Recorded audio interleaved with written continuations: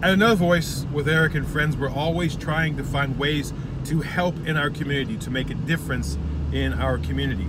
And one thing that we've done consistently over the last 6 years is to help Loaves and Fishes accomplish their goals. Now, Loaves and Fishes, if you don't know, is a food rescue organization and charity. And that seems like a funny term, rescuing food, and as a former fat man, I love the idea of rescuing food. But the concept is they work with 91 different charities and agencies, anything from the Frazee Dream Center, which is a focus on kids after school and summer school programs, to the Greenville Rescue Mission, which deals with folks dealing with substance abuse, Project Host, which helps feed the homeless, and so many others.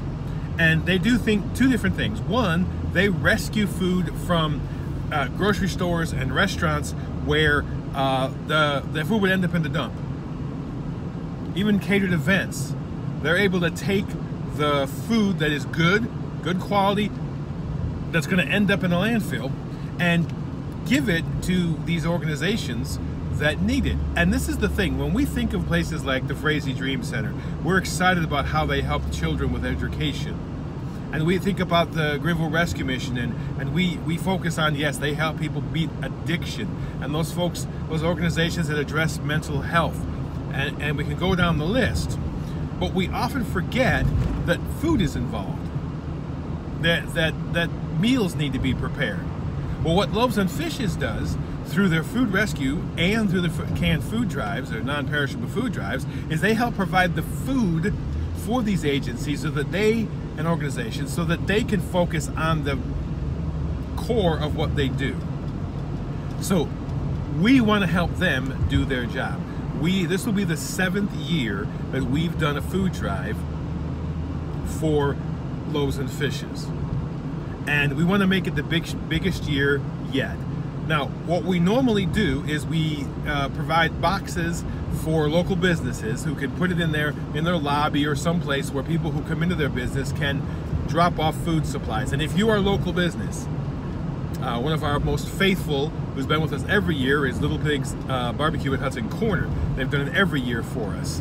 And if you want a box, you can let me know, comment on this video, or you can email me at eric@canigetaWordIn.com, or call me at 864-907-3505.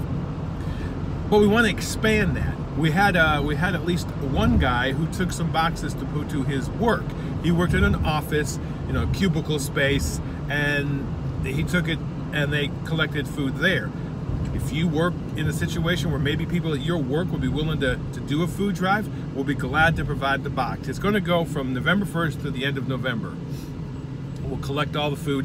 We'll collect it as many times as you need. If you fill up a box in the first week, we will come get it and bring you another one so that you can continue to make this happen. So if you're a business and you'd like to be involved, let me know. If you, at your work, you want to get together with your coworkers and say, hey, let's do this, let's be part of making a difference, that's fantastic. But I also want to challenge groups, community activist groups like freedom fighters and others. Or if you are a political group, Young Republicans, or the Furman Democratic Students, or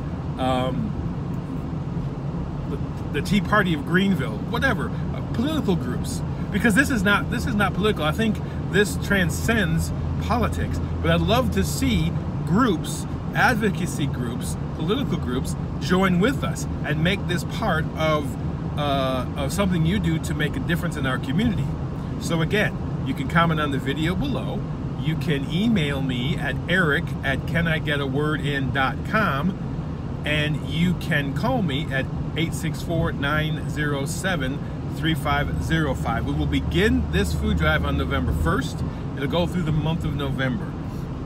Let's see if we can raise the most food we've ever done. And I think we can. I think with your help, we can make a difference in our community.